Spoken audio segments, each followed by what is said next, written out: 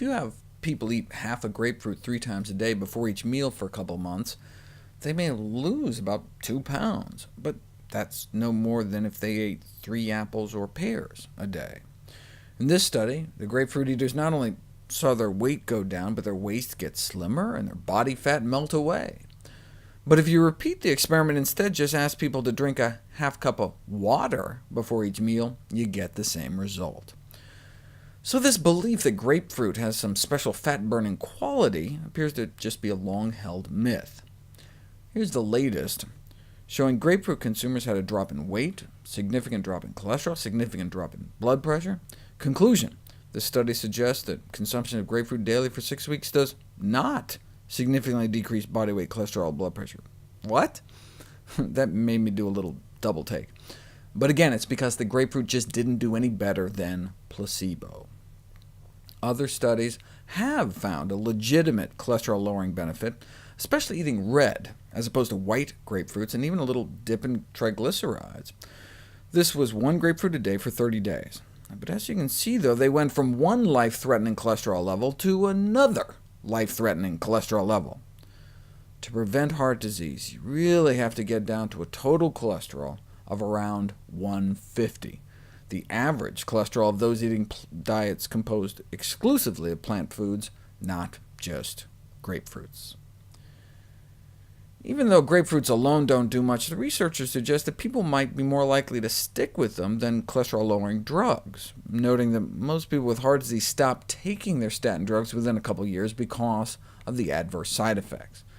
Whereas grapefruit alone don't have any side effects, but ironically, combine grapefruits and drugs together, and you can make drug side effects even worse.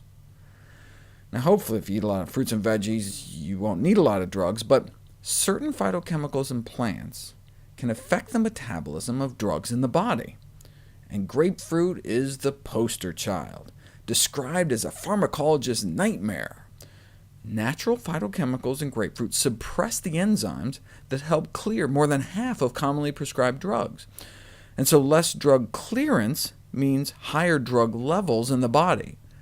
Now, this may be good if you want a better caffeine buzz from your morning coffee, or your doctor wants to help you save thousands of dollars boosting the effects of expensive drugs instead of just peeing them down the toilet.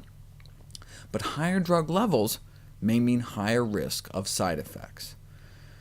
Women taking the pill are at higher risk of blood clots, particularly perhaps if they have been consuming grapefruit. Taking the pill with grapefruit may increase blood concentrations by 137%. If suppressing our drug clearance enzymes with grapefruit juice elevates level of ingested estrogen, what might it be doing to our own estrogen levels?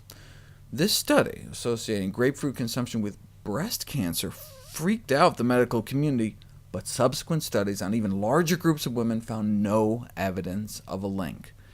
And in fact, if anything, the Harvard nurses study found a decreased risk of the scariest breast cancer type. So it doesn't look like one has to worry about grapefruit affecting our natural chemistry, but for those prescribed unnatural chemistries, it may be a good idea to discontinue grapefruit consumption for 72 hours before use of a drug that may interact with it.